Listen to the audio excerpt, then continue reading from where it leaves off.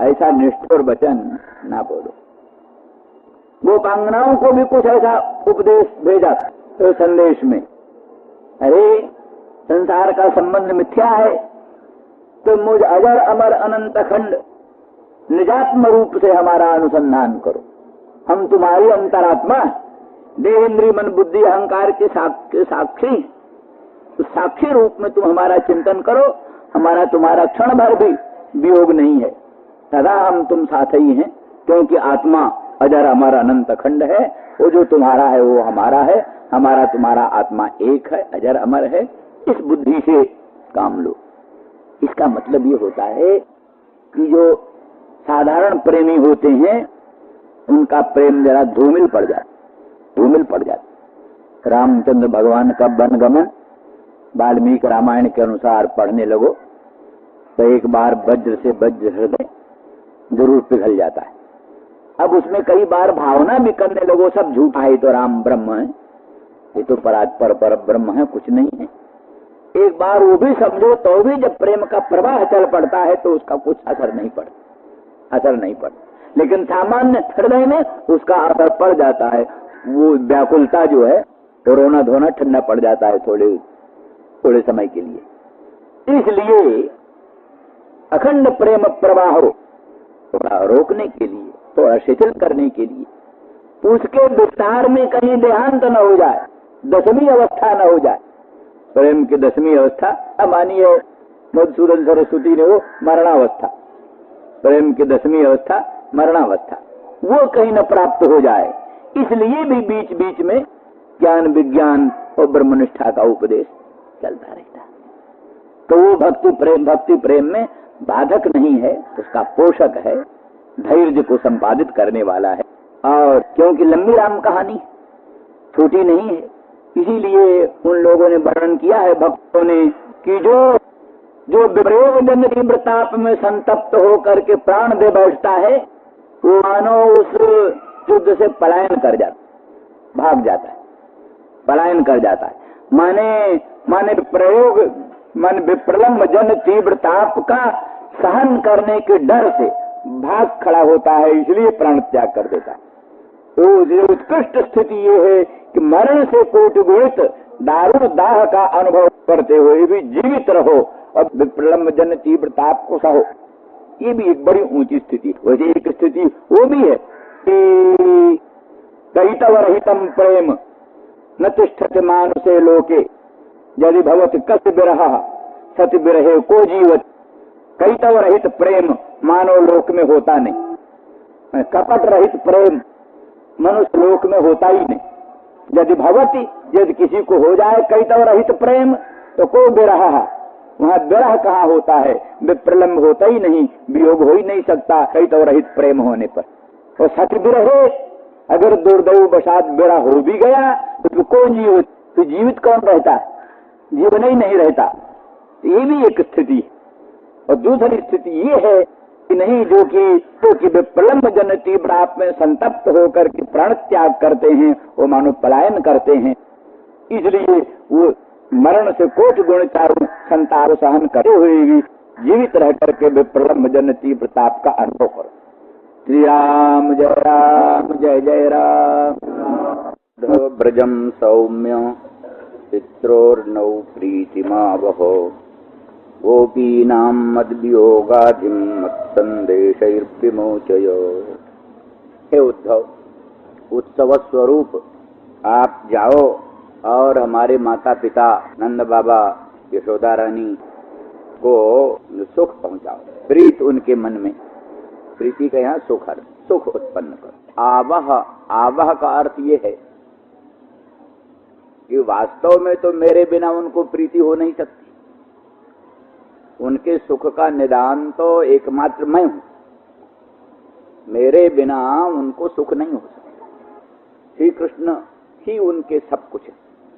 नंदरानी ब्रजेंद्र गेहिनी को, श्री नंद जी को भगवान श्याम सुंदर श्री कृष्ण के बिना बिल्कुल सुख नहीं होता। तो भी प्रीतिम आवह आनय बलात्, तुम अपने प्रभाव से, अपने विशेष गुण से उनको सुख पहुंचाओ। सुख पहुंचाने की कोशिश करो। आवाह का ये स्वार्थ है। और गोपी नाम मद वियोगाधिम मत संदेशैर विमोचय। गोपांगना जनों के मन में या गोपांगना जनों के आत्मा में जो मेरे वियोग से जन्य जो आधि है, मनः पीड़ा, मनः पीड़ा आधि कहते हैं, मनः पीड़ा।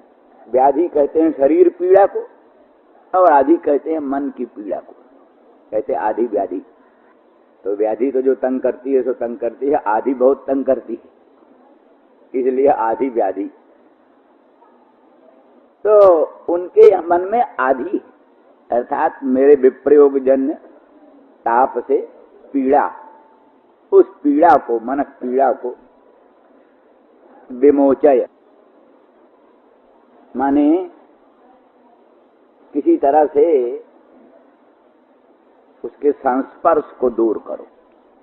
एक प्रकार से वो आधि क्या होती है, एक प्रकार की ग्रंथि होती है, ग्रंथि। इसीलिए यहां विमोचय का प्रयोग है, विमोचन, खोलो। वो आदि एक हृदय ग्रंथि। आधुनिक मनोविज्ञान के पंडित कहते हैं जितने रोग होते हैं संसार में सबका मूल है आदि। आदि माने मानसिक उलझन, एक मानसिक उलझन होती। वो मानसिक उलझन दूर हो जाए तो बहुत से रोग दूर हो जाए। विशेष करके स्नायु संबंधी, मस्तिष्क संबंधी जो रोग होते हैं वो तो बिल्कुल उलझन पूर्ण होते। और देवियों को जो ये हिस्टीरिया होती है उसमें भी विशेष हेतु मन की उलझन। मन की उलझन समाप्त हो जाए तो ये सब रोग समाप्त हो जाते हैं। तो इसीलिए वो लोग उसको विशेष अपने उपायों से रोगी को पहले प्रभावित करते हैं, प्रभावित करके उसके मन से संबंध जोड़ते हैं और उसके मन की जो बातें हैं वो उससे कहलाते हैं। मन की बात निसंकोच हो करके फिर मन की बातें कहने लगता है, उसके विशेष तंत्र के प्रभाव से प्रभावित हो। तब जो मन की बातें निकलने लगती हैं तो समझ में आती है क्या हेतु है। समझ में जब आए तभी उस रोग की चिकित्सा हो सकती है।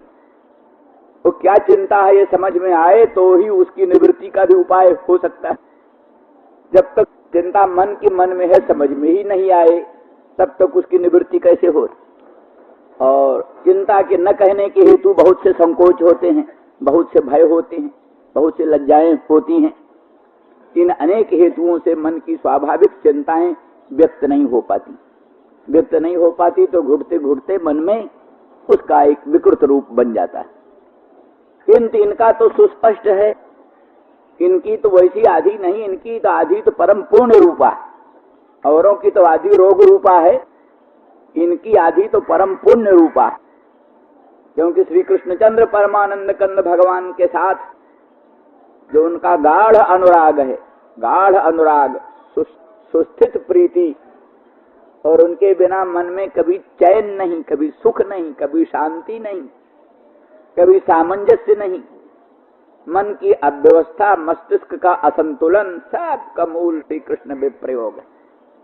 श्री कृष्ण के विप्रयोग से मन में विचित्र प्रकार की अवस्थाएं उत्पन्न होती हैं। तो वही मन में संलग्न है, हृदय में वही ग्रंथि रूप है। तो उसको मेरे संदेशों से, तुम्हारे वाक चातुर्य मात्र से वो आदि दूर, वो हमारे संदेशों से उसको उनके मन से निकालने का यत्न करो। मत संदेशैर विमोचय। क्या विशेषता है नंद बाबा के संबंध में? एक बात कहकर चल पड़े। दोनों यशोदा नंद रानी और नंद दोनों के लिए एक ही शब्द कहा, मत पित्रो प्रीतिमावह। हमारे माता पिता के मन में प्रीति उत्पन्न करो, सुख उत्पन्न करो। हो गया। अब इनके लिए इतना सब गोपी नाम मद वियोगाधिम मत संदेश जय, मेरे संदेशों से गोपियों के वियोग की आधि जो है, मेरे वियोग से उत्पन्न हुई जो आधि है, उस आधि को निकालने का प्रयास करो। आधि रूपी ग्रंथि को हृदय से खोलने का प्रयास करो। क्या विशेषता उनमें है, उसी पर वर्णन करते ता मन मनस का मत प्राणा मदर्थे त्यक्त जीविता। ता मन मनस का, वो गोपसी मंतनी मन मनस का है। मय्यो मनो या सामता मन मनस का, उनका संकल्प विकल्पात्मक मन मेरे ही में, उनका मन और कुछ चिंता ही नहीं करता। जैसे हम लोग संसार से मन को हटा हटा कर भगवान में लगाने की कोशिश करते, तैसे वो लोग संसार के कामों में भगवान से मन हटा हटा कर लगाने की कोशिश करती हैं, पर मन लगता नहीं। जैसे स्वारसिक प्रवृत्ति हम लोगों की संसार में, जैसे स्वारसिक प्रवृत्ति उन लोगों की भगवान में। इसी का नाम रागानुगा प्रीति। जो राग से प्रीति, बिना प्रेरणा के, बिना विधि के जो प्रीति होए, विधि से जो प्रीति होती हो तो वैधि प्रीति होती, विधिजन्य प्रीति। विधिजन्य प्रीति तो अब क्या कहते, विधि अत्यंतम अप्राप्त, अत्यंत अप्राप्ति में विधि होती। अग्निहोत्र होम का, स्वर्ग का कार्य कारण भाव वो प्रत्यक्षादि प्रमाण से विज्ञात नहीं। इसलिए अज्ञात ज्ञापकत्व प्रमाणानाम प्रामाण्यम, अज्ञात ज्ञापकता ही प्रमाणों का प्रामाण्य होता है। तो वेद विधि का जो प्रामाण्य होगा वो तब होगा जब उसमें अज्ञात ज्ञापकता हो। तो कार्य कारण भाव अज्ञात है, प्रत्यक्षादि से नहीं विज्ञात है, केवल शास्त्र ही के समधिगम में। शास्त्र ही बतलाता है अग्निहोत्र होम से स्वर्ग होगा, और शास्त्र ही स्वर्ग के लिए प्राणी को अग्निहोत्र होम में प्रवृत्त करता है। शास्त्र ही प्रवृत्त करता है, दूसरा और कोई हेतु नहीं है कि अग्निहोत्र होम में वो प्रवृत्त हो। भोजन में तो प्रवृत्ति अन्वय व्यतिरेक से, भोजन होने पर क्षुधा की निवृत्ति होती है, भोजन न होने पर क्षुधा की निवृत्ति नहीं होती। इसलिए क्षुन्निवृत्ति काम पुरुष, क्षुन्निवृत्ति कामना वाला पुरुष भोजन में प्रवृत्त होता है अपने आप, उसको कोई प्रेरणा की अपेक्षा नहीं। इसलिए संसार में शास्त्रों में भी भोजन की विधि नहीं। भोजन की विधि जहां है वहां अप्राप्त अंश में कैसे भोजन करना, पूर्वाभिमुख होकर भोजन करना, आर्द्रपाद होकर भोजन करना, आचमन करके भोजन करना, जो अंश अप्राप्त है उसी अंश में विधान है। भोजन करो, ये सीधा सीधा भोजन का विधान नहीं कि वो तो नित्य प्राप्त है, राग प्राप्त है। तो वैधि प्रीति, इसी तरह से संसार के प्राणी को गुरु में प्रीति का विधान। हाँ, इतना जरूर समझ लो, जितने अंश में जहां प्रीति प्राप्त है उतने अंश में विधान नहीं। जैसे अलौकिक देवता में प्रीति अत्यंत अप्राप्त है। जो हमारे व्यवहार का अगोचर है, अप्रत्यक्ष है, उसमें प्रीति अत्यंत अप्राप्त है, इसलिए उसकी प्रीति का विधान। तस्माद् भारत सर्वात्मा भगवान हरिरीश्वर श्रोतव्य कीर्तव्यश्च स्मर्तव्यश्चेच्छता भयम। इसलिए हे भारत, सर्वांतरात्मा भगवान सर्वशक्तिमान प्रभु का कीर्तन करना चाहिए, स्मरण करना चाहिए, उनका श्रवण करना चाहिए। ये अप्राप्त प्रीति का विधान है, क्योंकि लोक दृष्टि से कहाँ भगवान सिद्ध है और कहाँ भगवान में लाभदायकता सिद्ध है और भगवान की प्रीति कहाँ सिद्ध है। लेकिन गुरु उसकी अपेक्षा लौकिक है, गुरु ईश्वर की अपेक्षा लौकिक है। उसका दर्शन हो सकता है, मिल सकते हैं, उसकी बातें सुन सकते हैं, बातें सुन करके कई ढंग से प्रभावित हो सकते हैं, उसके व्यक्तित्व से प्रभावित हो सकते हैं, तपस्या से प्रभावित हो सकते हैं, ज्ञान विज्ञान से प्रभावित हो सकते हैं, उपदेश से प्रभावित हो सकते हैं। इस ढंग से भी प्रीति हो सकती है, लोक प्राप्त है। तब उसमें जो प्रीति का विधान है वो नियम समझ लीजिए, नियम विधि समझ लीजिए। जैसे मातृ देवो भव, पितृ देवो भव, आचार्य देवो भव, ये विधि है एक प्रकार से। आचार्यम उपासित, आचार्य की उपासना करना चाहिए। और माता पिता उससे भी लौकिक हैं, क्योंकि उनका तो जन्म से ही संबंध है, उनके द्वारा पालित होते हैं, पोषित होते हैं। माता दूध पिलाती है, प्यार करती है, अंक में रखती है, उसमें स्वाभाविक प्रीति है। तो ही जितने अंश में अप्राप्त है उतने अंश में विधान है। जैसे कहते सुत मानत मात पिता तबलो, अबलानन दीख नहीं जबलो। जहां एक दूसरी तरफ प्रवृत्ति हो जाती है तो वहां प्रीति कमजोर हो जाती है। तो उस समय प्रीति का विधान नहीं, मातृ देवो भव, पितृ देवो भव। माता की भक्ति करो, पिता की भक्ति करो, दूसरे प्रवाह में बहकर उनकी उपेक्षा न करो, ये तात्पर्य है। नियम में तात्पर्य है, उनकी प्रीति अवश्य करो, उपेक्षा न करो, ये सारी स्थिति। तो इस वस्तु स्थिति के अनुसार वैधि प्रीति चलती है। भगवान जहां अप्राप्त है, वहां जहां स्वाभाविक प्रीति नहीं है, वहां वैधि प्रीति। तो वैधि प्रीति जरा कमजोर होती है, ये समझ लेना। रागानुगा प्रीति से वैधि प्रीति कमजोर होती है। रागानुगा प्रीति स्वाभाविक होती है। माँ को अपने लाडले लाल में जो प्यार होता है, वैसा प्यार भगवान में हो जाए तो मुक्ति होने में कोई संदेह नहीं। जैसे पत्नी को अपने पति में प्यार होता है, वैसा प्यार भगवान में हो जाए तो फिर क्या संदेह, मुक्ति में कोई संदेह नहीं। शास्त्रों ने कहा, जैसे प्राणी धन कामना से धनवान की स्तुति करता है, वैसे अगर भगवान की स्तुति करे तो कौन मुच्चेत बंधनात्, कौन प्राणी है जो बंधन से ना मुक्त हो जाए, क्योंकि वहां प्रत्यक्ष फल है धन प्राप्ति के लिए धनवान की स्तुति करता है। तो इस तरह से भगवान में रागानुगा प्रवृत्ति होने का अर्थ है प्रीति की, जो वैधि प्रीति में जो कमजोरी है वो कमजोरी दूर हो करके, वो कमजोरी नहीं रह करके स्वस्थिर प्रीति, उत्कट प्रीति हो जाती है। इसी दृष्टि से नारायण परायण मुक्ता नाम प्रसिद्धा नाम नारायण परायण सुदुर्लभ प्रशांतात्मा कोटिस्वपि महामुने। मुक्ता नाम प्रसिद्धा नाम नारायण परायण सुदुर्लभ प्रशांतात्मा कोटिस्वपि। करोड़ करोड़ मुक्तों में, करोड़ करोड़ सिद्धों में नारायण परायण प्राणी बड़ा दुर्लभ। तो सिद्धों में और मुक्तों में कितने, माने मुक्तों में जो मुक्त हो चुके हैं, सिद्ध हो चुके हैं, उन कोट कोट सिद्धों में, कोट कोट मुक्तों में भी नारायण परायण बड़ा दुर्लभ। तो आज कोई शंका कर रहा था क्या वो नारायण परायण नहीं होते? नारायण परायण तो होते, नारायण परायण न हो तो मुक्त कैसे हो, सिद्ध कैसे हो? तो नारायण परायण नहीं, नारायण भक्त। नारायण भक्त है, नारायण की प्रीति से मुक्त होए, सिद्ध होए, नारायण की भक्ति से। नारायण भक्त तो हैं, क्योंकि नारायण भक्ति बिना तो मुक्ति हो नहीं सकती, ज्ञान हो नहीं सकता। क्योंकि गीता में लिखा है ज्ञान के साधनों में, मयि च अनन्य योगेन भक्त रव्य विचारिणी। अनन्य योग से भगवान में अव्य विचारिणी भक्ति, ये भी ज्ञान का साधन। मुमुक्षुर वै शरणमहं प्रपद्ये, स्पष्ट ही है।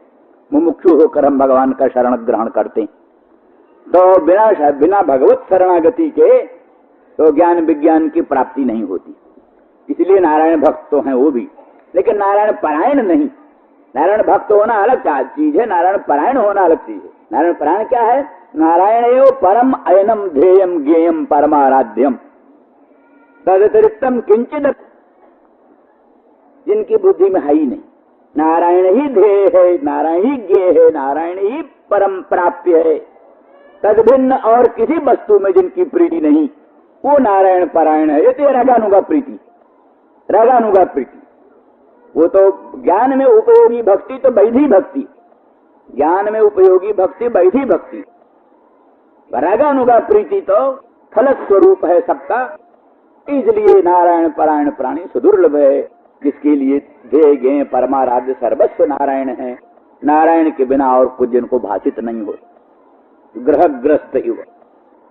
लिखा प्रहलाद जो है सो ऐसे भगवान में तन्मय है जैसे कोई ग्रहग्रस्त प्राणी, ग्रह से ग्रस्त प्राणी जैसे पराधीन होता है, जैसे वो कहते कृष्ण ग्रह गृहीत आत्मा, जैसे किसी पर और ग्रह लग जाते हैं, भूत ग्रह, प्रेत ग्रह, पिशाच ग्रह, तैसे ही प्रहलाद पर कृष्ण ग्रह लग गया, कृष्ण ग्रह गृहीत आत्मा। तो जो कृष्ण ग्रह से जिसका आत्मा गृहीत हो जाता है, न वेद जगदीदृशम, वो कुछ का कुछ देखने लगता है। जगत जैसा है वैसा वो देखता ही नहीं, जगत जिस रूप में है उस रूप में वो जगत को नहीं देखता, वो तो जगत को शुद्ध भगवत रूप में देखता है, अखंड चिद रूप में, निर्मल अखंड परब्रह्म रूप में ही देखता है, न वेद जगदीदृशम। तो कृष्ण ग्रह गृहीत आत्मा, ये रागानुगा भक्ति की चीज है। तो ये रागानुगा भक्ति उनकी है स्वाभाविक। मन मनस का, जिनका संकल्प विकल्पात्मक मन भगवान में ही प्रतिष्ठित है।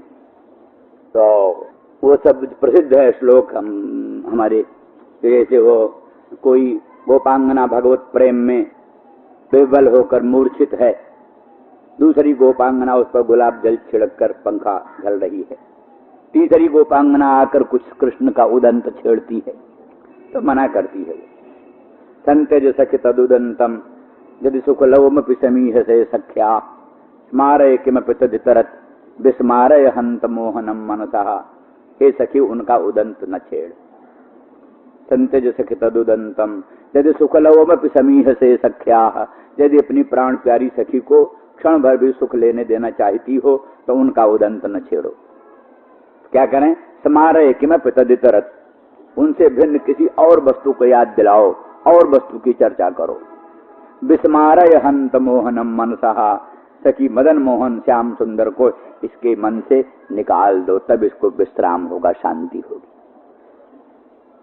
तो कोई महामुनीन्द्र ये सुन रहा है दृश्य, तो कहता है प्रत्याहृत्य मुनि क्षणम विषय तो जस्मिन मनो धित्सति बालासौ विषयेषु धित्सति मनः प्रत्याहरन्ति ततः यस्य स्फूर्तिलवाय हंत हृदय योगी समुत्कंठते मुग्धेयं किल पश्यत हृदयान् निष्क्रांतिमाकांक्ष। कहते महामुनीन्द्र योगीन्द्र यम नियम आसन प्राणायाम प्रत्याहार के द्वारा, धारणा ध्यान समाधि के द्वारा, अष्टांग योग से संसार से मन को हटा हटा करके जिसके स्वरूप में क्षण के लिए लगाना चाहते, अष्टांग योग युक्त होकर संसार से मन को हटा हटा कर जिसके चरणों में लगाना चाहते हैं क्षण के लिए, ये मुग्धा गोपांगना उसी भगवान से मन हटा हटा करके विषयों में लगाना चाह रही। प्रत्याहृत्य मुनि क्षणम विषय तो जस्मिन मनोधित्सति, मुनि लोग मन का प्रत्याहार करके क्षण भर भी जिसके स्वरूप में मन को लगाना चाहते हैं, प्रत्याहृत्य मुनि क्षणम विषय तो जस्मिन मनोधित्सति बालासौ विषयेषु धित्सति मन प्रत्याहरन्ति तथा। ये बाला भगवान से मन का प्रत्याहरण करके, भगवान से मन को हटा हटा करके विषयेषु धित्सति, विषयों में मन को लगाना चाहती है। कहती है स्मारय किमपि तदितरत विस्मारय हंत मोहनम मनसा। तो यस्य स्फूर्तिलवाय हंत हृदय योगी समुत्कंठते, एक स्फूर्ति लव के लिए, अपने हृदय में स्फूर्ति लव के लिए, किंचन मात्र स्फूर्ति के लिए योगी लोग उत्कंठित रहते हैं। कब वो दिन आएगा, कब वो सौभाग्य आएगा जब श्री कृष्णचंद्र परमानंद कंद का मंगलमय मुख चंद्र हमारे हृदय में जगमगा उठे, उनके पादार बिंद की नखमण चंद्रिका हृदय में दे दीप्यमान हो उठेगी। ऐसा जोगेंद्र मुनीन्द्र लोग, अमलात्मा परमहंस लोग लालायित रहते हैं। मुग्धेयं किल पश्यत हृदया निष्क्रांति माकांक्षति, ये मुग्धा ब्रजांगना उन्हीं भगवान को अपने हृदय से निकालना चाह रही। तो ये सब मुनि को आश्चर्य होता है, और आश्चर्य क्या होता है, उनके सौभाग्य को देखकर सिहाते हैं कि धन्य है, धन्य है, ये धन्य, ये बड़े भाग्य की बात है। तो ऐसा उनका मन है, स्वाभाविकता मन मनस का मन, संकल्प विकल्पात्मक मन जिनका मेरे ही वे, ता मन मनस का, और कोई संकल्प ही नहीं, एकमात्र श्री कृष्णचंद्र परमानंद कंद का उठते चलते फिरते बैठते सोते दधि मंथन करते गायंत गोप्यो जनिता अनुरागा गोविंद दामोदर माधवे तुलूखले संभृत तंडुलाश्च संघट्टयन्तो मुसले न गोप्य प्रेम बसा दो गोचु गोविंद दामोदर वासुदेव। तो उलूखल में धान डाला है कूटने के लिए, और उलूखल में धान कूट रही हैं और भूल जाती हैं कूटना उठना। जब गायन तो गोप्यो जनिता अनुरागा गोविंद दामोदर माधवी। ऐसे ही मंथन दधि मंथन करने के लिए मंथन दंड को भांड में दधि भांड में डाला है, मथने के लिए प्रारंभ किया है और मथना उतना भूल गई हैं और श्री कृष्ण गोविंद दामोदर माधवी जी के प्रेम में तन्मय हो रहे।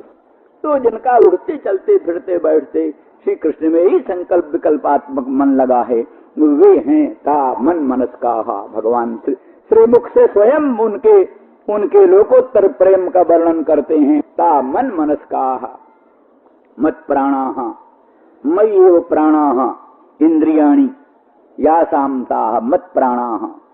मेरे में ही जिनकी संपूर्ण इंद्रियों की चेष्टा, मन कर्म इंद्रियों से भी मेरे संबंधी कर्म में लगी रहती हैं, ज्ञान इंद्रियों से निरंतर मेरे ही स्वरूप का चिंतन करती हैं, निरंतर मेरे ही मंगलमय अंग के सौगंध का आघ्राण उनका नेत्र करता है, उनका घ्राण करता है।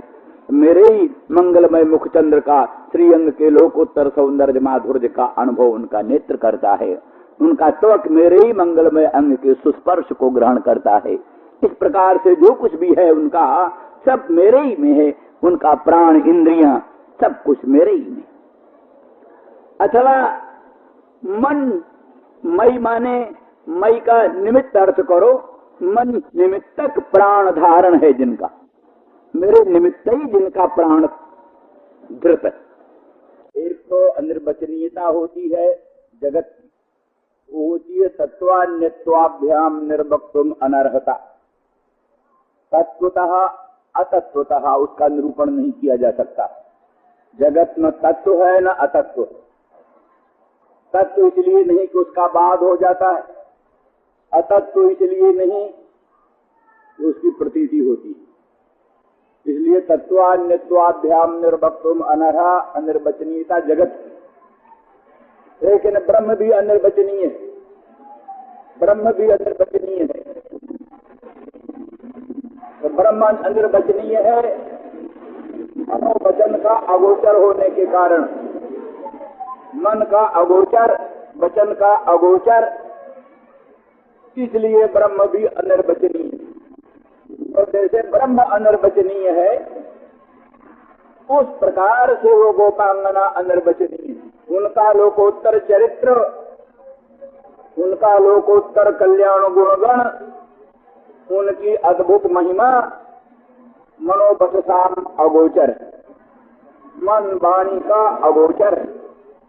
वाणी में वो शक्ति नहीं जो उनके गुणगणों का वर्णन कर सके, मन में वो सामर्थ्य नहीं जो उनकी लोकोत्तर महिमा का अनुभव कर सके। इस दृष्टि से ताः अनिर्वचनीयाः, वो गोपांगना अनिर्वचनीय।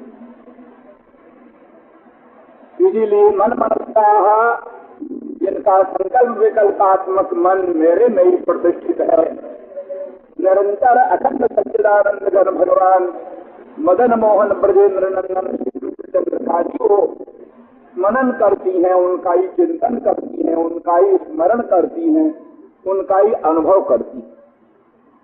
मत प्राणाः, भगवान में ही उनकी इंद्रियां अभिमुख है। आंख नाक कान सब भगवान की, नेत्र भगवान के ही मंगलमय मुखचंद्र के दर्शन के लिए प्रशिक्षण लालाई, भगवान के ही मंगलमय मुखचंद्र से निर्गत वेणु गीत पीयू सरस के आस्वादन के लिए लालायित, तो सदा सर्वदा भगवान के सुस्पर्शा मृत का रसास्वादन करने के लिए लालायित। इस तरह से मत प्राणाः।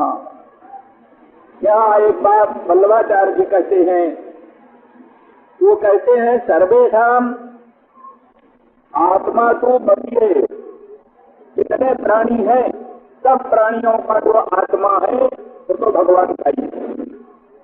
क्योंकि समयवांशो जीवलोके जीवभूत सनातन, अंश अंशी को कितना प्रिय होता है। आपका हाथ, आपका नाक, आपका कान आपको कितना प्रिय है, इसी से अनुभव कर लो। ये अंश है आपका, आपको कितना प्रिय है। कोई आपके गले में माला डाले और आंख में कांटा चुभ हो तो आपको पसंद आएगा? नहीं पसंद आएगा। तो क्या हमारा एक अंश है नेत्र, नेत्र में कांटा चुभ होता है, 1000 माला पहना है, किस काम की माला। तो इसीलिए लिखा है जो जीवों को सताता है, भगवान के अंशभूत जीवों का अपमान करता है, अरबों खरबों संपत्ति से भगवान की पूजा करे, भगवान को नहीं पसंद, भगवान नहीं स्वीकार करते। नाना द्रव्य में नाम तोषणम, नाना प्रकार के नैवेद्यों से, भोग राग आदिकों से भगवान का संतोष नहीं होता। भगवान कहते हमको प्रसन्नता नहीं होती। जो प्राणियों का अपमान करता है, जो दूसरों का अपमान करता है, जो गरीबों का अपमान करता है, गरीबों को सताता है, वो अरबों खरबों संपत्ति से भगवान का मंदिर बनाए, अरबों खरबों संपत्ति से भगवान का भोग राग लगाए, भगवान को बिल्कुल नापसंद। तो स्वाभाविक है एक प्राणी का आत्मा, दानव भी क्यों न हो, मानव भी क्यों न हो, पिशाच प्रेत गंधर्व भी क्यों न हो, सबका आत्मा भगवान को प्रिय है। आत्मा स्वभाव से भगवान को प्रिय है। आत्मा तो भगवदीय है ही है, वो भगवान का ही है। लेकिन दुर्भाग्यवश देह इंद्रिय मन बुद्धि आदि जो है ये उत्पत्ति शिष्ट अन्य अंग है। जैसे वे उत्पत्ति शिष्ट कई द्रव्य होते जो कि उत्पत्ति वाक्य में ही विहित है, उत्पत्ति वाक्य में ही विहित। जैसे क्या नाम, सोमे न जजेत, सोम जाग का विधान है, तो सोम जो है उत्पत्ति शिष्ट द्रव्य है, माने कर्म स्वरूप बोधक विधि उत्पत्ति विधि। उत्पत्ति विधि में जो जो जो क्या नाम द्रव्य स्वयं विहित है वो उत्पत्ति शिष्ट। इस तरह से देह इंद्रिय मन बुद्धि अहंकार आदि जन्मना उत्पत्ति से ही ये अन्य अर्थ है। इसलिए परांचिखानी वितरण स्वयंभू परमात्मा ने इंद्रियों को बहिर्मुख बनाया। आंख रूप की ओर प्रवाहित होता ही, कान शब्दों की ओर प्रवाहित होता ही, त्वक स्पर्श की ओर प्रवाहित होता ही, अर्थात भगवान की ओर इनकी स्वाभाविक प्रवृत्ति नहीं, अन्य पदार्थों भगवदन्य पदार्थों की ओर इनकी स्वाभाविक प्रवृत्ति। इसलिए इंद्रिया आदि जो है, मन प्राण बुद्धि इंद्रिया आदि जो है, ये उत्पत्ति शिष्ट होने से अन्य पर कहीं रहते, अन्य पर कहीं रहते हैं, अर्थात भगवत भिन्न अन्य पदार्थों में ही इनकी प्रवृत्ति रहती है। अगर किसी सौभाग्यशाली ने, अगर किसी भाग्यवान ने अपने इंद्रियों को भी, मन को भी, प्राणों को भी भगवान के अभिमुख कर दिया, जगत से मोड़ लिया, इंद्रियों को जगत से मोड़ कर भगवान की ओर प्रवृत्त कर दिया, प्राणों को जगत से मोड़ कर भगवान की ओर प्रवृत्त कर दिया, देह को भी सांसारिक कामों से निवृत्त करके भगवान के चरणों की ओर प्रवृत्त कर दिया, तो उसका देहादि भी भगवदीय हो जाते। आत्मा तो भगवदीय है ही है, आत्मा तो भगवान का है ही है, उसका देहादि भी भगवदीय हो जाता है, उसका इंद्रियां, उसका देह, उसका मन सब भगवदीय हो जाता है, भगवान की चीज हो जाती है। इसलिए जो वस्तु भगवान की हो जाती है, जो वस्तु भगवान की हो जाती है, उसकी रक्षा भगवान करते हैं, उसकी रक्षा भगवान करते हैं। इसलिए कहते हैं कि ये देहादि और देह संबंधी दैहिक देह संबंधी दैहिक भोजन पानादि और सगे संबंधी आदि, संसार के सगे संबंधी और देहादि, उनके रहने पर पूरी भगवत परायणता नहीं बनती, पूरी भगवत परायणता नहीं बनती। इसलिए कहते हैं एते सर्वे त्याज्या त्यक्तव्या। बड़ी ऊंची हालत है सर्वसाधारण का नहीं है। इसका मतलब ये नहीं कि हर एक कोई छोड़ दे।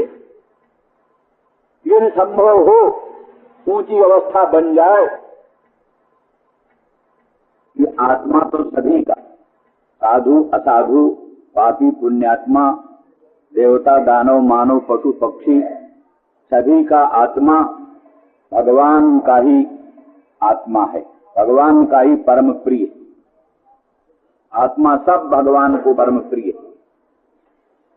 शुद्धि अशुद्धि दोष गुण सब उपाधियों होते। देह इंद्रिय अहंकार के ही दोष से प्राणी दूषित होते। इनके गुण से ही प्राणी गुणी होते। दोष गुण के आधार देह इंद्रिय मन बुद्धि अहंकार आदि उपाधियां हैं। तो लेकिन वो देह इंद्रिय मन बुद्धि अहंकार आदि स्वभाव से अन्य पर होते। यद्यपि युक्ति से तर्क से यही सिद्ध होता है संघातों की परार्थता। संघात परार्थ होते। ये शैया है, प्रासाद है, मकान है, पलंग है, ये सब चीजें अपने लिए नहीं होती। पलंग के लिए नहीं, पलंग किसी अपने से भिन्न सोने वाले चेतन के लिए। अच्छे से अच्छे मकान, अच्छी से अच्छी भोग सामग्रियां, कोई भी वस्तु अपने लिए नहीं होती। अचेतन हरेक पदार्थ, अचेतन हरेक संहत पदार्थ किसी अपने से विलक्षण असंहत चेतन के लिए होती। यदि कहा जा सकता है कि पलंग भी एक संघात है और उस पर सोने वाला देवदत्त जगदत्त आदि व्यक्ति भी एक संघात है। एक संघात दूसरे संघाते के लिए होता है, परंतु इस तरह से अनवस्था प्रसंग होगा। अनवस्था प्रसंग होगा।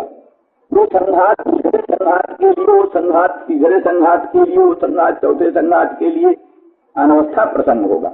दूसरी बात ये जोड़ना चाहिए कि सैया प्रासाद आदि संघात भी विलक्षण के लिए है, ये तो मानना ही पड़ेगा। विलक्षण तो सैया आदि अचेतन है, उस पर सोने वाला देवदत्त जगदत्त आदि व्यक्ति चेतन। संघात होते हुए भी, संघात विशिष्ट होने पर भी चेतन है। तो इतनी ही व्याप्ति बनाओ कि संघात अपने से विलक्षण किसी अन्य के लिए होता है। ये सैया है, प्रासाद है और नाना प्रकार की भोग सामग्रियां हैं, वो अपने लिए नहीं होती, अपने से विलक्षण किसी अन्य के लिए होती है। पलंग है, सैया है, ये सब अपने लिए नहीं होती, अपने से विलक्षण किसी जीवित जागृत चेतन देवदत्त आदि व्यक्ति के लिए होती। तो अब हमारा जो देह इंद्रिय मन बुद्धि अहंकार देवदत्त का है, जगदत्त का है, वो भी संघात ही। उसमें भी देह है, इंद्रियां है, मन है, बुद्धि है, इन्हीं सबका झोमुक्त देह।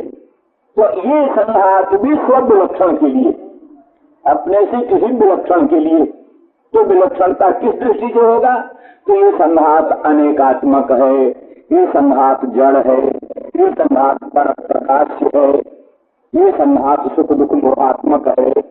ये इससे विलक्षण क्या होगा? वो विलक्षण होगा ये अनेकात्मक से विलक्षण एकात्मक। ये अनेकात्मक है, उससे विलक्षण एकात्मक। और ये है पर प्रकाश, इससे विलक्षण होगा स्वप्रकाश। ये सुख दुख मोहात्मक, इससे विलक्षण होगा सुख दुख मोहातीत। ये है सासंग, इससे विलक्षण होगा असंग। इस तरह से देहाती हमारा संघात जो है वो अपने से विलक्षण किसी असंगत स्वप्रकाश एकात्मक सुख दुख मोहातीत असंग चेतन के लिए होता है। इस दृष्टि से यद्यपि निश्चित होता है कि ये संघात परार्थ है और पर आत्मा है, आत्मा के लिए, तो भी ये तो परीक्षकों की कथा, जो बड़े विवेचक हैं वो ये निर्णय करते। तो भी निष्ठा तो बड़े भाग्य से बनती है जन्म जन्मांतर के बाद, लेकिन विवेचन कर लेते। लेकिन निष्ठा यही हो जाए, देह इंद्रिय मन बुद्धि अहंकार आदि संहार असंगत स्वप्रकाश अखंड एक सुख दुख मोहातीत असंग चेतन के लिए है। ये निर्णय हो जाए, ऐसे निष्ठा भी हो जाए तो जन्म जन्मांतर का पुण्य। देखिए वस्तु स्थिति ये है कि ऐसा होने पर भी देह जो है अन्यार्थ है, पुत्र के लिए है, पिता के लिए है, पत्नी के लिए है, जाने कितने के लिए। कहते हैं शरीर को कुत्ता तो कहता हमारा है, हम खाएंगे, अग्नि कहता हम जलाएंगे, ऋण देने वाला कहता हम इसको जेल में बंद करेंगे, माता कहती है मेरा है, पिता कहता है मेरा है। इस तरह से अनेक ग्राहक हैं इसके, इस शरीर के अनेक ग्राहक हैं। तो अच्छा तो यह आत्मा के लिए है, लेकिन इसके अनेक ग्राहक बन गए, अनेक ग्राहक बन गए। तो इसलिए है, कहने का मतलब हुआ कि अन्न प्राणी, ये इंद्रियां सब अन्न पर हैं, इसलिए परांच खाने नेत्र रूप दर्शन के लिए व्यग्र है, कान शब्द रसास्वादन के लिए व्यग्र है, रसास्वादन के लिए व्यग्र है, और घ्राण गंध आघ्राण के लिए व्यग्र है। इस तरह से ये विभिन्न विषयों में तन्मय है, भगवत तत्व को, आत्म तत्व को भूले हुए। भगवान कहते हैं अगर किसी सौभाग्यशाली ने इनको सबको भी मत पर बना दिया, व्यावहारिक रूप में भी मत पर बना दिया, अर्थात मेरे गुणगणों के श्रवण मेरी कान को लगा दिया, मेरे दिव्य मंगलमय दर्शन मेरी नेत्र को लगा दिया, मेरे मधुर मनोहर मंगलमय स्वरूप का रसास्वादन, सुस्पर्श का रसास्वादन करने के लिए तो को लगा दिया, तो उनका देह भी हमारा हो जाता है, उनकी इंद्रियां भी हमारी हो जाती हैं, उनका कार्यक्रम संघात भी हमारा ही हो जाता है। उनका आत्मा ही भगवान का नहीं, उनका देह भी भगवान का, उनकी इंद्रियां भी भगवान का, उनका सर्वस्व भगवान का। इसलिए मन मनस्का मत प्राणा, वो मन मनस्क हैं, मत प्राण हैं। इसीलिए भगवान कहते हैं कि उनकी आत्मा में, उनके अंतःकरण में, उनके प्राण में, उनके मन बुद्धि में हमारा ही सन्निवेश है। इसलिए उनकी आधि हमारी आधि, उनकी जो आधि है, आधि माने मानसिक पीड़ा, गोपांगनाओं को जो मानसिक पीड़ा है, भगवान श्याम सुंदर ब्रजेंद्र नंदन मदन मोहन श्याम सुंदर के विप्रयोग जन तीव्र ताप से संताप है, पीड़ा है, वो पीड़ा भगवान कहते पीड़ा, उनकी पीड़ा हमारी ही पीड़ा, क्योंकि उनका मन हमारा मन एक ही हो गया, उनका प्राण हमारा प्राण एक ही हो गया। उनकी जो पीड़ा है वो हमारी ही पीड़ा है, उनकी जो आधि है वो हमारी ही आधि है। इसलिए उद्धव गोपांगना अनिर्वचनीय हैं, मनोवचनातीत हैं, उनके जो गुण हैं, उनके जो चरित्र हैं, उनकी जो महिमा है वो मनोवचसाम अगोचर है, मन वाणी का अगोचर है। तुम धन्य धन्य हो जाओ, उनका दर्शन करो, तुम कृतकृत्य हो जाओ।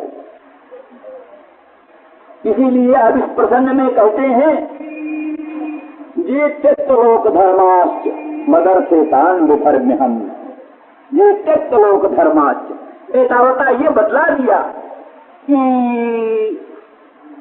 अंतिम स्थिति ये है कि सबको त्याग कर ही, सबको त्याग कर ही मत परायण होने से ऊंची स्थिति बनती, जहाँ नाना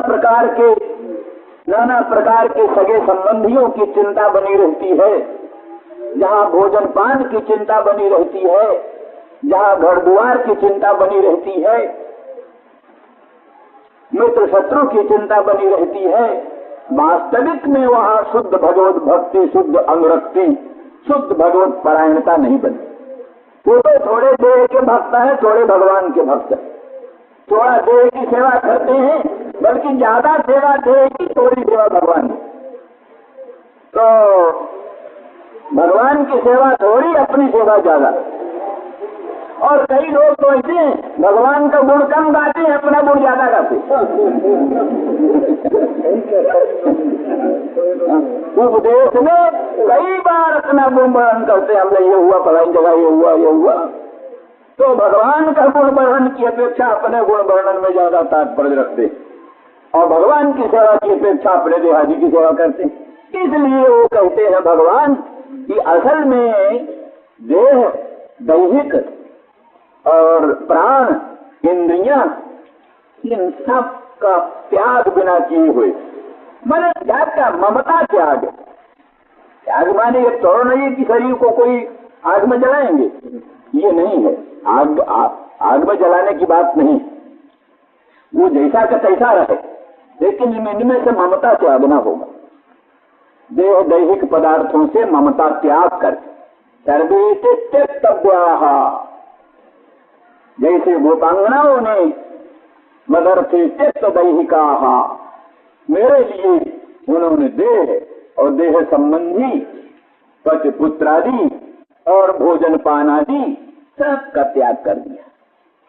तो बोले फिर भगवान सब कुछ त्याग कर देंगे तो जीवन निर्वाह कैसे होगा? जीवन निर्वाह कैसे होगा? भोजन पान त्याग देंगे, गृहादि त्याग देंगे, संबंधियों को त्याग देंगे, दैहिक यात्रा कैसी चलेगी? तो कहते तान विभर में हम, उनका भरण हम करते हैं, उनका पोषण हम करते हैं। किसी ने घोड़ा बेच दिया, घोड़ा बेच दिया तो क्या उसको चिंता रहती है घोड़े को कौन घास खिलाएगा, घोड़े को कौन पानी पिलाएगा? घोड़ा बेच दिया तो हमको क्या चिंता, घोड़े को कौन पानी पिलाएगा, कौन घास खिलाएगा, कौन दाना खिलाएगा? जो खरीदेगा वो खिलाएगा। तो जैसे हमने घोड़ा बेच दिया, ऐसे हमने अपने आप को भगवान के चरणों में अर्पित कर दिया। भगवान जाने, अब भगवान जाने। इसलिए यहाँ कहते हैं जथा मत हस्तस्थम वस्तु न केनापि उपहंतुम शक्यते, मेरे हाथ में रहने वाली चीज का कोई उपघात नहीं कर सकता।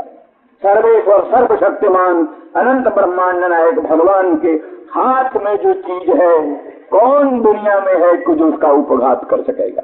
ऐसे वो तो मध्यस्थस्थ हो गई, उन्होंने मुझको अर्पित कर दिया सब कुछ।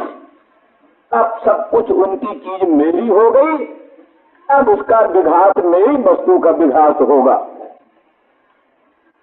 एक जगन्नाथ मंदिर के पीछे 80 घाट पर एक जगन्नाथ मंदिर, उसके पीछे एक नरसिंह का मंदिर, नरसिंह का मंदिर, बड़ी भारी नरसिंह मूर्ति, और नरसिंह भगवान का हाथ बड़ा विशाल है, और उसी हाथ के नीचे छोटा सा बच्चा खड़ा है, छोटा सा बच्चा खड़ा।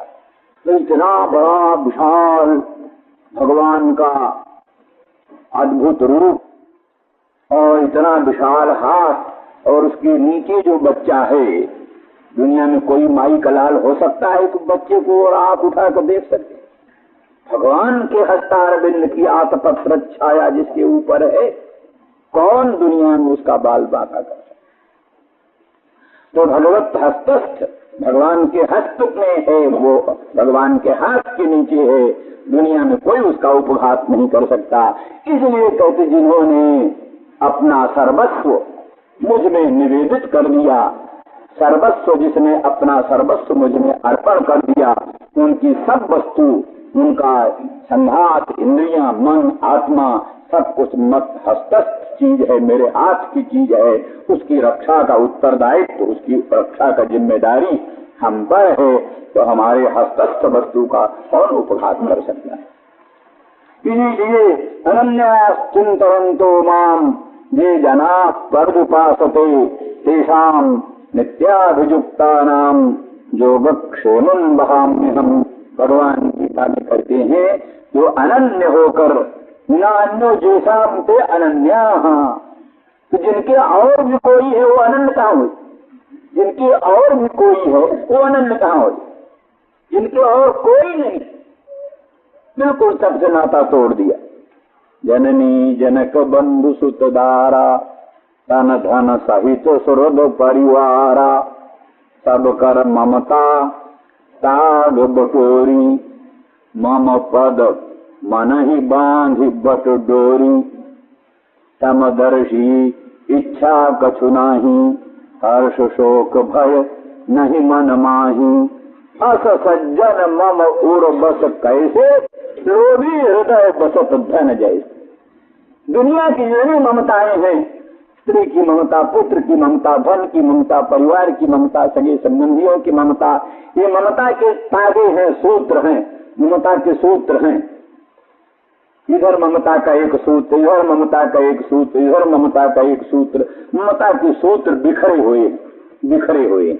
उन ममता के सूत्रों को बटोर लो, बटोर लो, बटोर कर इकट्ठा करके उनकी डोरी बढ़ लो, डोरी बट लो, डोरी बट करके और उस ममता को एक भगवान में बनाओ, भगवान के चरणों में बांध दो। अपने मन को उसी ममता रूपी सूत्र की डोरी से भगवान के चरणों में बांध दो। बात समदर्शी हो करके सब इच्छाओं को त्याग करके भगवान के मन में मन मिला दो, भगवान की इच्छा में इच्छा मिला दो, भगवान के हृदय में हृदय मिला दो, भगवान की आत्मा में अपनी आत्माओं को मिला दो। बस फिर भगवान कहते हैं अस सज्जन मेरे हृदय में ऐसा बसता है जैसे लोभी के हृदय में धन बसता है। ऐसे लोभी को धन में प्यार होता है, ऐसे उसमें मुझको प्यार होता है। तो ऐसी परिस्थिति में निरपेक्षम मुनि शांतम निर्वैरम समदर्शनम अनुव्रजाम्यहं तेषाम पूयेत्यंग्रेणुभिः। निरपेक्ष है, मुनि है, शांत है, निर्भय है, समदर्शन है। ऐसा जो महामुनीन्द्र अंतर्मुख भगवत भक्त, उसके हम पीछे पीछे चलते हैं, क्योंकि उसके चरणों से धूलि उड़कर हम पर पड़ेगी, हम पवित्र हो जाएंगे भगवान के। ये भगवान का, उनके चरणों की धूलि से हम अपने को पवित्र करने के लिए उनके पीछे पीछे चलते हैं। वह राम स्वभाव जन जाना, तिन्हि भजन तनि भाव न आना। जो भगवान के स्वभाव को जान लेते हैं, उनको सिवा भगवान के भजन के और कोई भाता ही। जो भगवान का ये स्वभाव समझ लिए, निरपेक्षम मुनि शांतम निर्वैरम समदर्शनम अनुव्रजाम्यहं तेषां पूयेत्यंग्रेणुभिः। असज्जन मम उर बस कैसे, लोभी हृदय बसत धन जैसे, इत्यादि इत्यादि भगवान के स्वभाव को जिन्होंने समझ लिया, उनको तो भगवान का भजन छोड़ करके और कोई वस्तु अच्छी लगती थी। तो इस प्रकार से भगवान ने उद्धव को गोपांगनाओं का ये लोकोत्तर महत्व वर्णन किया और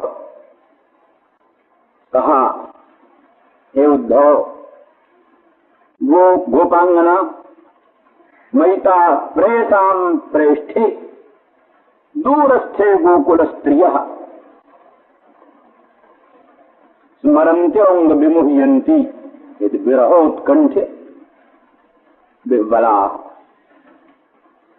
मयिता प्रेतां प्रेष्ठे, दो वस्तुओं में उत्कर्ष का वर्णन करना पड़ता है, तरफ प्रत्यय और ये सुन प्रत्यय होगा, तरफ और ये सुन।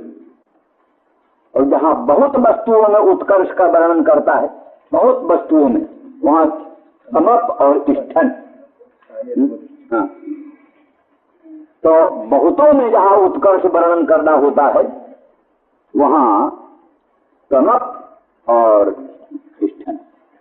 तो प्रेयसाम प्रेष्ठे, मयिता प्रेयसाम प्रेष्ठे। तो संसार में प्राणी का प्रिय होता है पहले ममतास्पद, जो ममता का आस्पद है। ये सब प्रेयान प्रेयान संसार की वस्तुओं से ममतास्पद, देहादि प्रिय, देहादि की अपेक्षा आत्मा प्रिय। पर इन गोपांगनाओं को, गोपांगना जनों को अपने देहादि में भी इतना प्यार नहीं, अपने आत्मा में भी इतना प्यार नहीं, जितना प्यार मेरे भक्तों में, मत संबंधियों में। भगवत संबंधियों में देहादि ममता के आस्पद में प्यार और अहंता के आस्पद आत्मा में प्यार, इन दोनों प्रेम की अपेक्षा भगवत संबंधी भक्त जनों में प्रेम, आत्मा से भी अधिक भगवत भक्तों को देखना, ममतास्पद देहादि से भी अधिक भगवत भक्तों को प्रिय देखना, और भगवत भक्तों से भी परम प्रिय भगवान, भगवत भक्तों से भी परम प्रिय भगवान। इसलिए बहूनाम प्रेषाम मध्य अतिशयेन प्रियः इति प्रेष्ठः, बहूनाम प्रेषाम मध्ये अतिशयेन प्रेयान, बहुत प्रयाणों के मध्य में जो अतिशयेन प्रयाण है वो प्रेषाम प्रेष्ठे, दुनिया की जितनी प्रयाण वस्तु उत्कृष्ट वस्तु कहते कोट कोट देहादि, कोट पचपुत्रादि, कोट आत्मादि, कोट भगवत संबंधी आदि, उन सब में अतिशयन परम प्रेम का आस्पद भगवान मदन मोहन श्याम सुंदर श्री कृष्णचंद्र हैं। इस तरह से मैता प्रेषाम प्रेष्ठे, प्रयाणों में भी जो परम प्रयाणमय मुझ में मैता प्रेषाम प्रेष्ठे, दूरस्थे प्रेषाम प्रेष्ठ, मदन मोहन श्याम सुंदर सब कुछ। पीछे कहा ना कि दैतम प्रेष्ठम आत्मानम मनसागतादि, पहले श्लोक। दैतम, मुझको अपना दैत मानती, दयावान, दया संजाता अस्ति दैतः, दयावान पति, दयावान परम पति भगवान श्याम सुंदर कृष्णचंद्र। और तो पति स्वार्थी भी हो सकता है, पर भगवान जो परम पति है वो निस्वार्थ हितकारी। इसीलिए हमने कहा है कि तरंगों का जो आपसी संबंध है, एक तरंग का दूसरे तरंग के साथ जो आपसी संबंध है, वो संबंध अनित्य, स्थिर नहीं। एक तरंग का दूसरे तरंग के साथ, तीसरे तरंग का चौथे तरंग के साथ संबंध होता है, बनता है, बिगड़ता है, संबंध बनता बिगड़ता रहता है। लेकिन तरंग का जल के साथ संबंध क्या बनता बिगड़ता रहता है? वो तो अखंड है, नित्य है। तरंग का जो जल के साथ संबंध है वो नित्य संबंध है। तो इस एक जीव दूसरे जीव सब तरंग है। भगवान आनंद सुधा समुद्र है, उन्हीं में जो तरंग है वही जीव। भगवान शंकराचार्य जी कहते सत्य भेदा पग में नाथ तवाहम नमाम कीनस्त्वम सामुद्रो ही तरंग क्वचन समुद्रो न तारंग। हे प्रभु, हे सर्वेश्वर, आप हमारे हैं। जैसे महासमुद्र का तरंग होता है ऐसा व्यवहार होता है, तरंग का महासमुद्र होता है ये व्यवहार नहीं होता। तो माने आनंद सुधा सिंधु भगवान है, उनमें तरंग जो है वही जीव। तो एक जीव का दूसरे जीव के साथ जो संबंध है वो अनित्य संबंध है। ऐसे एक पति पत्नी का जो संबंध है, पति भी जीव पत्नी भी जीव, दोनों जीव, एक जीव का दूसरे जीव के साथ संबंध वही हुआ जो एक तरंग का दूसरे तरंग के साथ संबंध। लेकिन भगवान कौन है? भगवान तरंग नहीं है, भगवान तो आनंद सुधा समुद्र। तो तरंग का आनंद सुधा समुद्र के साथ जो संबंध है वो नित्य संबंध है, अखंड संबंध है। इसलिए उसी संबंध से अखंड सौभाग्य रहेगा, अटल अहिबात रहेगा। कभी भी सौभाग्य भंग होने की ही संभावना नहीं, क्योंकि एक जीव पति एक जीव पत्नी, इनका तो संबंध विच्छिन्न हो जाएगा, सौभाग्य भंग होने का डर है। लेकिन अगर जीव संबंध त्याग करके उस सर्वेश्वर सर्वशक्तिमान भगवान से संबंध जोड़ लिया, उसके साथ अखंड नाता जोड़ लिया, तो वो परम पति है, उसका तो कभी भंग नहीं होगा, नाश नहीं होगा। इसलिए अखंड सौभाग्य स्वाभाविक बना रहे। इसलिए दया संजाता स दैता दयावान सर्वेश्वर अकारण करुण करुणा बनाया, वही पति। दैताम दैतम और प्रेष्ठम बहुनाम प्रेयसाम मध्य अतिशयन प्रयाण, बहुत प्रयाणों के मध्य में अतिशयन प्रयाण है, इसलिए भगवान प्रेष्ठ। और आत्मानम, मुझको ही उन्होंने आत्मा भी मान रखा है। गोपांगनाओं का आत्मा कोई जीवात्मा आत्मा नहीं। तो वेदांत का सिद्धांत है। वेदांत भी तो अहमर्थ को आत्मा नहीं मानता। अहमर्थ आत्मा नहीं है, जीवात्मा आत्मा नहीं है, किंतु भगवान सर्वेश्वर ही आत्मा है। तो भगवान है, हाँ, लक्ष्यार्थ नहीं है, लक्ष्यार्थ है। इसलिए भगवान ही आत्मा है। इसलिए वो हमको दैत मानती है, प्रेष्ठ मानती है, आत्मा मानती है। मनसा गता, गता माने जी गत्यर्थास्ते बुद्ध्यर्था, जिनका गति अर्थ है उनका बुद्धि भी अर्थ है। इसलिए निश्चितवत्या मन से मुझको ही दैत, मुझको ही प्रेष्ठ, मुझको ही आत्मा निश्चित कर लिया है गोपांगना जनों ने। तो वो जो आत्मा है प्रेषाम प्रेष्ठ भगवान मैं हूँ, तो दूरस्थे दूर हूँ, दूरस्थे प्रेषाम प्रेष्ठे मैं दूरस्थे। ता गोकुल स्त्रिया, इतर स्त्रियां नहीं है, गोकुल की स्त्रियां। गोकुल स्वभाव से प्रेम प्रधान जगत, दुनिया में प्रेम प्रधान जगत गोकुल। गोकुल की स्त्रियां स्वभाव से अनुरागिणी, स्त्रियां स्वभाव से अनुरागिणी होती हैं। सब भगवान ने एक संपत्ति दे रखा है उनको, अनुराग प्रेम। वो संपत्ति पुरुषों में नहीं, जो अनुराग की संपत्ति है उस स्त्रियों में। तो अब ये दूसरी बात कि उसका सदुपयोग करें कि दुरुपयोग करें। सदुपयोग करें अपने अनुराग की, तो वो अनुराग संपत्ति भगवान ने स्वभाव से दे रखा है। उस अनुराग को भगवान के चरणों से संबंधित करके धन्य धन्य बन सकती। और उसी अनुराग को संसार में लगा दिया तो फिर उससे अधन्य अधन्य भी हो सकती। तो तत्रापि गोकुल स्त्रियां, गोकुल की स्त्रियां हैं, इनका तो अनुराग लोकोत्तर सीमा पर। उन्होंने वर्णन किया है कि गोकुल की ब्रज की साधारण स्त्रियां भी स्त्री, रमा है स्त्री। साधारण वृक्ष भी वहां के कल्प वृक्ष, साधारण वृक्ष भी कल्प वृक्ष हैं, साधारण स्त्रियां भी लक्ष्मी, ब्रज की स्त्री।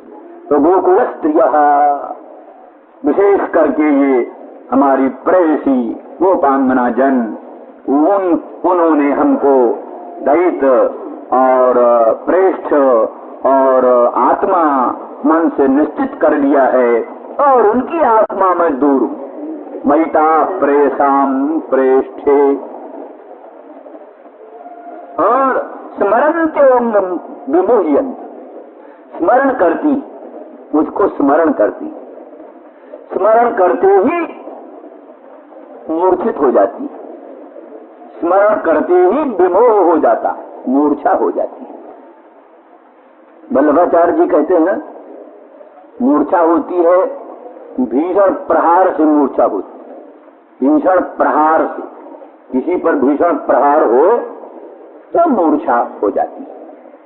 तो भीषण प्रहार अस्त्र शस्त्र का ही प्रहार नहीं, श्री कृष्ण सम्मिलन की संभावना का अभाव से विशिष्ट जो स्मरण, श्री कृष्ण के मिलने की कोई संभावना नहीं। सखी मदन मोहन श्याम सुंदर अब नहीं मिले। श्री कृष्ण सम्मिलन की संभावना का जो अभाव, वो अभाव सम्मिलन संभावना अभाव से विशिष्ट जो स्मरण है, तो कोट वज्रपात के तुल्य भीषण प्रहार। जैसे वज्र का प्रहार है, वज्र प्रहार से भी भीषण प्रहार है। जब उनको ही निश्चय, उनको भगवान का स्मरण होता है और निश्चय होता अब मदन मोहन नहीं मिले, अब मेरे श्याम सुंदर, अब मेरे प्राणनाथ, अब मेरे प्रियतम, अब मेरे मदन मोहन इस जीवन में नहीं मिलेंगे। इस प्रकार से सम्मिलन संभावना के अभाव से विशिष्ट जो स्मरण है, वो भीषण प्रहार के तुल्य उनके हृदय को देता है, इसीलिए मूर्छित हो जाती। स्मरन्त्योंग विमोह्यन्ति, अंग संबोधन करते हुए मालूम पड़ता है भगवान भी प्रेम में विह्वल हो गए और गोपांगनाओं की स्थिति को स्मरण करते हुए स्वयं भी अपने आप को संभाल सकने में असमर्थ होते हुए, हे अंग, बड़ा मधुर संबोधन, हे अंग उद्धव। और जगह तो यही वर्णन है कि भगवान उद्धव से एकांत में जाकर बात किया, अकेले। इसलिए वो पांगनाओं की चर्चा करते करते, स्मरण करते करते कंठ रुद्ध हो जाता है, कंठ गदगद हो जाता है, आंखें आनंदाश्रु से भरपूर हो जाती, अंग अंग रोमांच कंटकित हो जाता है और एक विचित्र प्रेम की अवस्था भगवान कृष्ण में आविर्भूत होती है।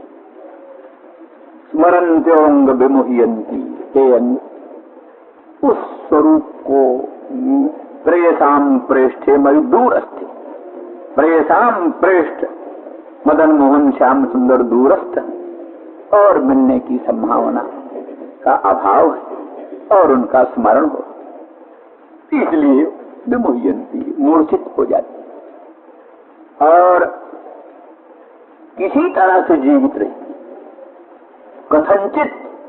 कथंचित जीवन धारण करती। इस पर बड़ा सुंदर भाव तो ये है कि वस्तुतः ये भाव श्रीधर स्वामी ने लिखा, श्रीधर स्वामी ने स्वयं लिखा, महान अद्वैतवादी वेदांत निष्ठ श्रीधर स्वामी लिखते हैं कि वस्तु स्थिति यह है, उनका आत्मा मुझ में, उनकी आत्मा, गोपांगना जनों की आत्मा मुझ में प्रतिष्ठित, इसलिए वो कथनचित जीवित है। अगर उनकी आत्मा उनके देह में होती तो निश्चित ही ऐसे विप्रयोग जन तीव्र ताप में वो दग्ध हो जाती, ऐसे विप्रयोग जन तीव्र ताप में वो अवश्य दग्ध हो जाती। जीवित इसलिए है कि उनकी आत्मा मुझ में स्थित है, इसलिए मुझ में स्थित होने के कारण वो जीवित है। इस संबंध की कहानियां जान लेनी चाहिए। एक थाईलैंड की कथा, राम कीर्ति, हिंदी में उसका अनुवाद है राम कीर्ति, वहां की भाषा में राम कियन नाम से प्रसिद्ध। और उस कथा में विशेष वर्णन है रावण की आत्मा, रावण का कोई गुरु था, वो रावण का गुरु रावण की आत्मा को निकाल करके एक किसी अपने पिंजड़े में रखता, तो वो रावण की आत्मा पिंजड़े में बंद रहती थी। इसीलिए राम यहाँ कितना मारे रावण को, कितने सिर काटे, कितने उनका पांव काटे, हाथ काटे, रावण मरक नहीं देता, नहीं मरता, क्योंकि आत्मा उसमें नहीं, उसकी देह में आत्मा नहीं, आत्मा तो वहां पिंजड़े में है गुरु जी के घर में। तो फिर वहां लिखा है कि हनुमान जी और अंगद जी दोनों गुरु जी के यहाँ गए, राम के बागी होकर कि राम ने, देखो हमने इतना बड़ा राम का काम किया, लंका ध्वंस किया और ये सब कुछ किया, पर राम तो बड़े निर्दय हैं, बड़े कठोर हैं और राम ने हमारी कोई कृतज्ञता नहीं मानी, इसलिए हम अब रावण का साथ देंगे, गुरुजी रावण का साथ देंगे। तो तुम चलो रावण से हमारा समझौता करा दो, तुम रावण को समझा दो, हम रावण का साथ देंगे और जो है सो राम से युद्ध करेंगे। गुरु जी बड़े प्रसन्न हुए, बोले हमारे चेला के व्यवस्था हो गई, कोई क्या बात। तो फिर हनुमान जी अंगद जी दोनों गए कुछ दूर तो गुरु जी के पास। तो हनुमान जी ने कहा, लेकिन गुरु जी एक बात कहा, क्या भाई? अरे महाराज, वो रावण की आत्मा वहां रखी हुई है, कोई उठाने ले जाए वहां, इसे उसको साथ ले लो। रावण की आत्मा वहां रखी हुई है तो कहीं वो उसका कहीं गड़बड़ न हो जाए, इसलिए उसको साथ ले लो। उनको भी समझ में आया, हाँ हम सब लोग चल रहे हैं और उसकी आत्मा कोई ले जाए, तो बोले हाँ ले ले। तो उसी लेने के लिए अंगद को भेजा। तो फिर अंगद को ऐसा युक्ति बनाया कि कोई काल्पनिक मिथ्या जो था पिंजड़ा, वो पिंजड़ा साथ ले लिया और रावण का जो असली आत्मा का पिंजड़ा था वो अंगद को दे दिया। वो कहा तुम ले जाकर के समुद्र किनारे वहां कहीं गाड़ कर रखो और जिस समय हम कहेंगे उस समय तुम लाना। तो फिर वो आत्मा को लेकर के अंगद वहां चले गए और झूठे मिथ्या आत्मा को लेकर के ये गए वहां। और फिर रावण से जो कुछ भी जैसा तैसा समझौता हुआ है जो कुछ भी, तो अंत होगा जब फिर युद्ध होने लगा तो राम के साथ फिर उस आत्मा को पकड़ लिया, उस आत्मा को मार दिया, तब फिर राम के बाण से वो रावण मर। ये कहानी तो माने कहने का मतलब ये कहानी समूल है, निर्मूल नहीं है। ये इस आधार पर ये भक्तों ने माना है और भगवान ने भी स्वीकार किया है। कल में गोपांगना जीवित इस दृष्टि, और वहां भी कल जैसे हमने एक शब्द कहा क्या नाम भवदायुषान्न, तो भगवान एवं आयुर्जासाम ताहा भवदायुषाह तासाम भवदायुषाम। विधाता ने शरीर हमको हमारे हाथ में दिया पर हमारी आयु आपके हाथ में दिया है, इसलिए श्याम सुंदर ब्रजेंद्र नंदन मदन मोहन के हाथ में हमारी आयु है, वही हमारी आयु है। वो जब तक है तब तक हमारे चाहने पर भी हमारे देह का अंत नहीं हो सकता, हमारे चाहने पर भी हमारे देह का अंत नहीं हो सकता। वो भगवत सम्मिलन की संभावना, भगवत सम्मिलन की आकांक्षा, उत्कंठा बनी रहती है, इसलिए प्राण जाते नहीं। नाम पाहरू दिवस निशि ध्यान तुम्हार कपाट, लोचन निज पद जंत्रिका जाहि प्राण के ही बाट। जनक नंदिनी जानकी ने भी कहा प्राण तो निकलना चाहते हैं पर क्या करें, उनको निकालने का रास्ता ही नहीं। आपका नाम हर समय मुख में विराजमान है, नाम पहरा दे रहे हैं, दिवस निश दिन रात पहरेदार खड़े।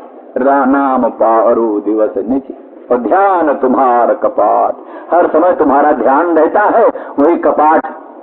वो ध्यान छूटे तब आत्मा कहीं से निकले। ध्यान तुम्हार लोचन निज पद जंत्रिका, ये लोचन निरंतर आपके मंगलमय पादार बिंद के दर्शन के लिए व्याकुल है, ये कुंजी। तो इसलिए जहाँ प्राण, इसलिए दरवाजा बंद, फाटक बंद, ताला बंद, कुंजी, इसलिए कैसे प्राण निकले। कहीं कहीं ये कहते हैं कि अविरल अश्रुधारा आंखों से निकलती रहती है, अविरल अश्रुधारा के कारण शरीर विरहाग्नि में जल कर भस्म नहीं हो जाता, नहीं तो विरहाग्नि में जल कर भस्म हो जाता अगर अविरल अश्रुधारा का प्रवाह न प्रवाहित होता। इस प्रकार से कथनचित धारयन्ति प्राण, इसी तरह से वो स्मरन्त्योंग विमुह्यन्ति, स्मरन्त्योंग विमुह्यन्ति, तो वो इस प्रकार से स्मरण करती हुई और व्यामोह को प्राप्त होती। बीच बीच में इसमें लिखा है क्या नाम है, प्रत्यागमन संदेश ही, बार बार जो प्रत्येक, इससे मालूम होता और भी संदेश कई बार भगवान ने भेजा। प्रत्यागमन संदेश ही माने ये संभावना बनी रहे कि प्रभु आएंगे, मिलेंगे। इसमें एक सिद्धांत और भी है, ये सिद्धांत वस्तुतः गोपांगनाओं का भगवान में मदीयत्वाभिमान है। भगवान मेरे हैं तो मुझसे अलग कहाँ जाएंगे, ये है ना मदीयत्वाभिमान जो है। मेरे श्याम सुंदर, मेरे ब्रजेंद्र नंदन मदन मोहन, मेरे प्राणनाथ मेरे, ये जो मेरे हैं ममता है, मदीयत्वाभिमान है। ये मदीयत्वाभिमान कभी निराशा उत्पन्न होने नहीं देता, निराशा उत्पन्न होने नहीं देता। प्रभु नहीं मिलेंगे ऐसी निराशा, अत्यंत निराशा उत्पन्न होने नहीं देता, इसीलिए मरना नहीं होता। अगर निराशा उत्पन्न हो जाए तो उसी क्षण मरे। इसीलिए इन सब दृष्टियों से भगवान उन गोपांगनाओं का लोकोत्तर महत्व वर्णन करते हुए और उनका स्मरण करते हुए कहते हैं कि उनकी तो मूर्छा परंपरा ही बनी रहती है।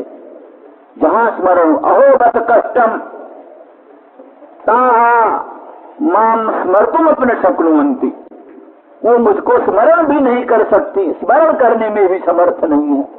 क्यों? स्मरण करने से मूर्छा।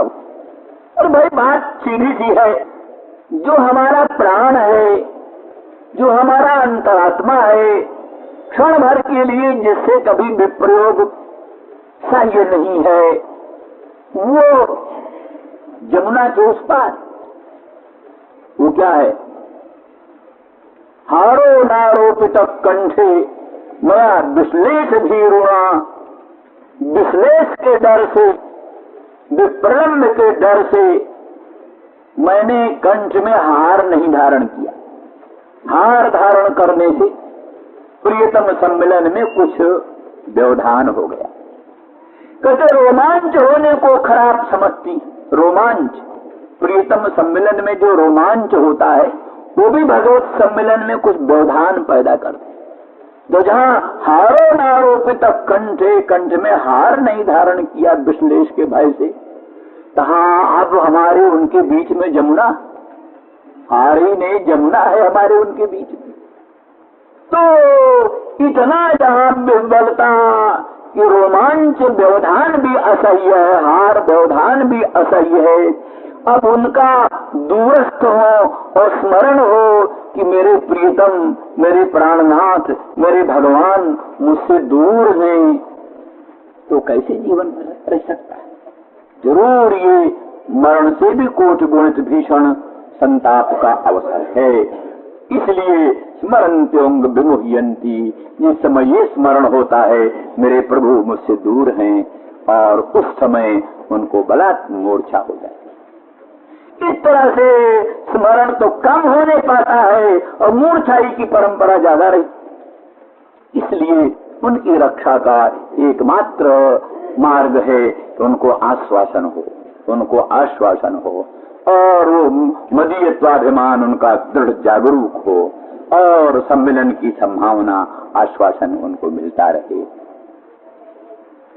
इस तरह से अब दूसरा प्रसंग है थोड़ा लंबा, तो इसलिए श्री राम जय राम यंती विरह उत्कंठ बिरबला। शंका होती है कि अगर गोपांगना ब्रज सीमंतिनी जन सर्वथा भगवदात्मक हैं, भगवान के स्वरूप में तल्लीन हैं, भगवान के ही स्वरूप हैं, भगवान में ही लीन हैं, तब उनके लिए सोचने की कोई बात ही नहीं। उनके लिए आप चिंता क्यों करते हैं? उद्धव जी की तरफ से शंका हो सकती है। यदि वो आपके स्वरूप ही हैं तो फिर उनके लिए सोचना व्यर्थ।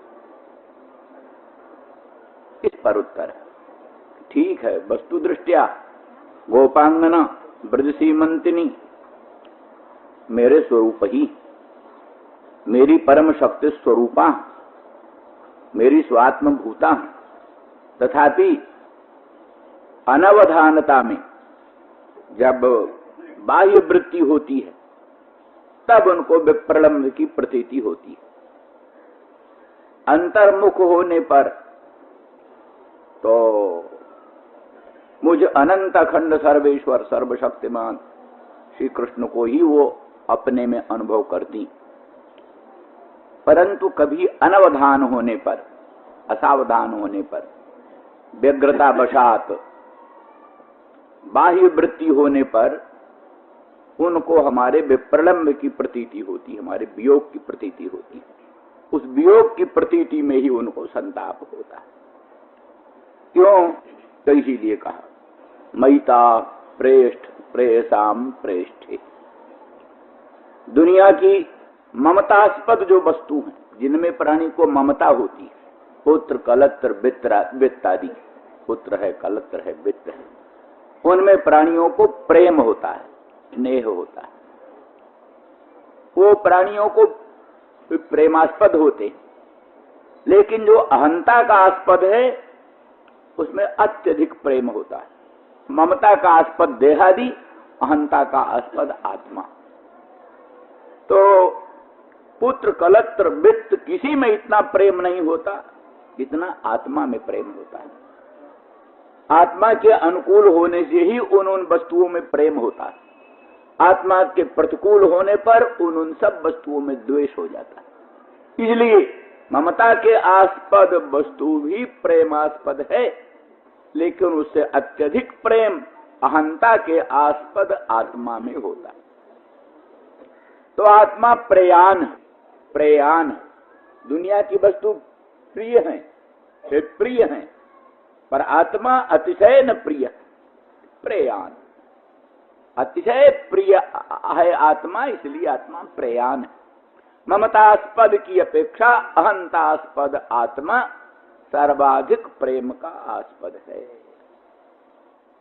तो कहते हैं अगर वो आत्मा, प्रेयसाम यहां बहुवचन दिया, बहुवचन का अर्थ है अगर वो किसी प्राणी के पास अगर एक आत्मा न होकर अरबों आत्मा हो, कल्पना है, किसी प्राणी के पास एक आत्मा न होकर अगर अरबों आत्मा हो, बहुत आत्मा हो, तो उन आत्माओं से भी अधिक प्रिय भगवत संबंधी वस्तु इनको, इन गोपांगनाओं को अनंत अनंत आत्माओं से अधिक प्रिय भगवत संबंधी वस्तु।